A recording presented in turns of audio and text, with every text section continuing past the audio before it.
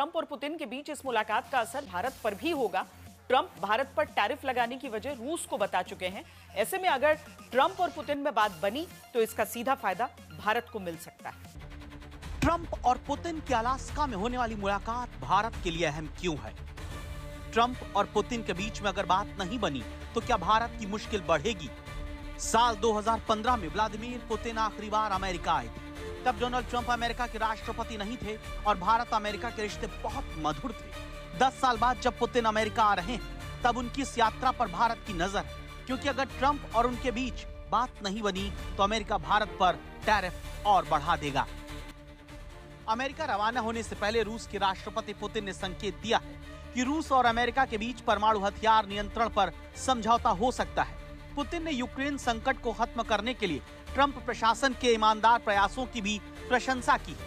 Putin के करीबी सहयोगी यूरी उशाकोव ने बताया कि दोनों राष्ट्राध्यक्ष यूक्रेनी संकट के समाधान और सबसे जरूरी अंतर्राष्ट्रीय मुद्दों पर आमने सामने बातचीत करेंगे, जिसके बाद दोनों देशों के प्रतिनिधिमंडलों की एक बैठक होगी।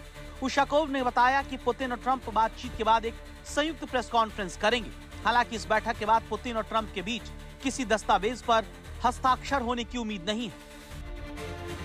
अगर डोनाल्ड ट्रंप और पुतिन के बीच बातचीत कामयाब रहती है तो भारत पर 25% का अतिरिक्त टैरिफ घट सकता है। भारत और अमेरिका के बीच ट्रेड समझौता मुमकिन है। भारत और अमेरिका के बीच रक्षा समझौता भी संभव है। ट्रंप क्वाड के लिए भारत आ सकते हैं। भारत और अमेरिका के बीच कड़वाहट कम होगी। रूसी तेल खरीद पर पाबंदी हटने से फायदा होगा।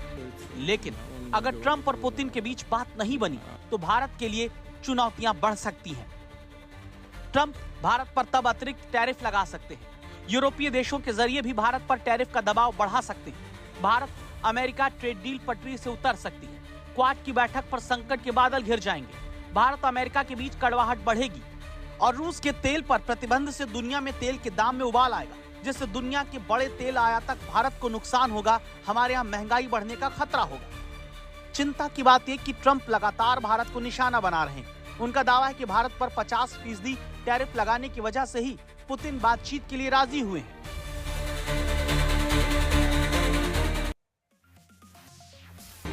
हालांकि डोनाल्ड ट्रंप के पास इस सवाल का कोई जवाब नहीं कि वो भारत जैसा ही टैरिफ चीन पर क्यों नहीं लगाते, जो रूस से सबसे ज्यादा तेल खरीदता है। तुर्की और यूरोपीय देशों पर भी वो खामोश हो जाते हैं, सिर्फ भारत को टारगेट करते हैं।